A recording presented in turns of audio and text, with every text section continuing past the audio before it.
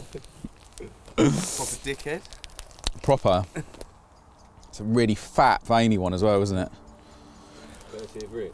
Courtesy of Ringwood Tackle, classic, yeah. Can't come winter fishing without some Ringwood Tackle maggots with a cock on. Yeah, it's right edge getting them vac packed. Just saves like any potential maggot drama. It can be an absolute killer, can't it? Yeah, it takes about, I don't know, half an hour, 40 minutes to come back to life. And they don't sweat whatsoever, which is the best bit.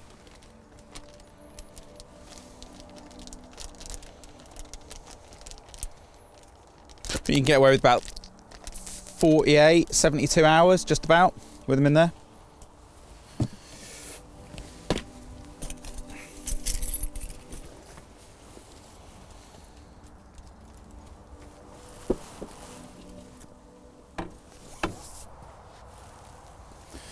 And that is it.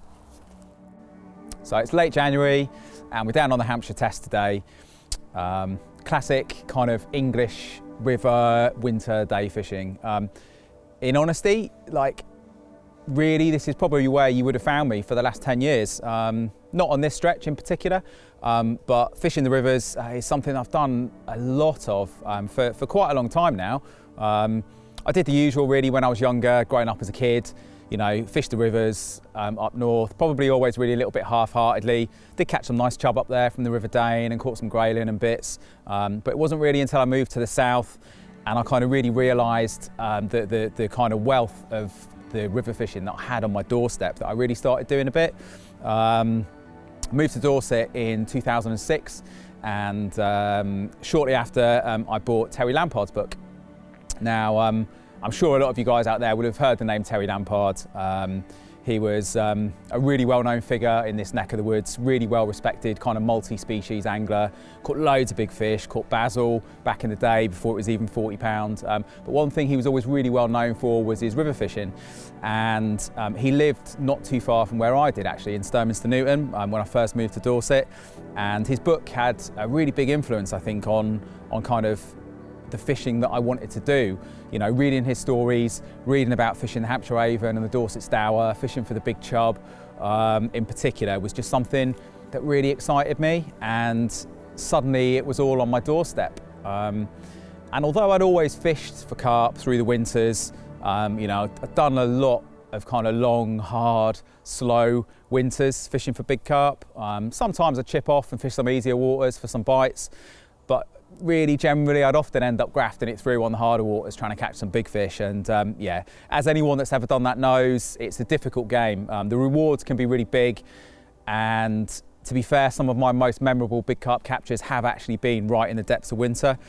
But when I started fishing the rivers, I just realised how amazingly exciting and lovely it was just to have that break. I think, you know, big carp fishing has a real intensity to it. When you fish hard for a season, you know, you fished hard through the spring, maybe kind of eased off a little bit through the summer, and then you push really hard again for the autumn.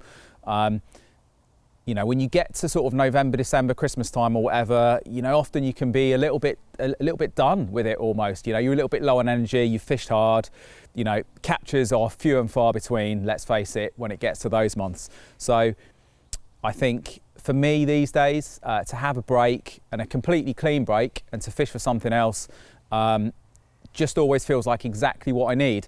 These days, when it gets to sort of mid-November, I genuinely get really, really excited about the prospect of fishing the rivers for the winter. Sort my kit out, sort my little rucksack out, sort my little bits and bobs out, get a few new hooks to nylon and what have you, re-spool the centre pin, and yeah, and just start spending some days down the river. I think one of the other lovely things about fishing the river is you don't need to invest much time in it. You know, when I first started fishing the Dorset Stour in particular, I lived sort of just north of Bournemouth in a little place called Charminster, and it's only about 5 minutes from Throop. Anyone that knows anything about river fishing or has done any chub fishing, I'm sure will know the name Throop. Probably one of the most famous chub fisheries in the country. Loads of big uns in there.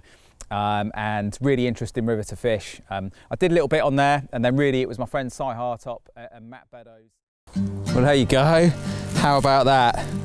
2 in 2 trots, 2 beautiful big test chub. It's late January and we're down on the Hampshire test today. Classic kind of English river winter day fishing. Feels like a slightly better one than half scrap. It's like, oh, wounder. Done me. Gutter. Slack there, just in the middle, just sort of beyond this little shallow ruffled bit there. It's a great spot for the big dace. It's actually done a dace to not far shy of the British record as well. So first proper trot through, or first proper clean trot through actually, on the finer hook, and a bite straight away. So yeah, you know, they can be really obliging, grayling in the winter. Definitely one of the best species to fish for when it's really, really cold. But little soul changes like that can make such a big difference, and I think it really stops you being lazy with your fishing as well.